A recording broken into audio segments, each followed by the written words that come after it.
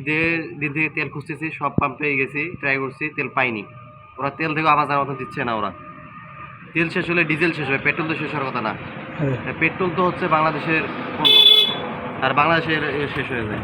সব কার সাথে এদের তেল আমাদের এখন রেশন সিস্টেমে তেল দিতেছে, কিন্তু তেল দেয় কম করে।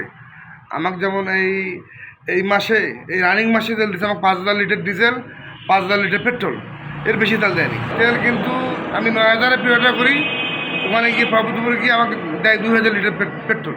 আমার তেল লাগে এই 7 দিনে লাগে আমার 9,000 লিটার পেট্রোল।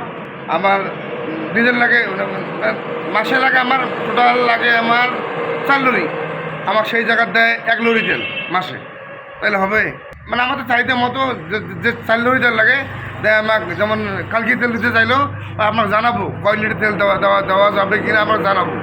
আমাদের ডিসি অফিসে মিটিং হয়েছিল, এসপি অফিসে মিটিং হয়েছিল, ওখানেও বলছিলাম স্যার আমাদের তেল আমাদের চাহিদা মতো তেল পাইতেছি না।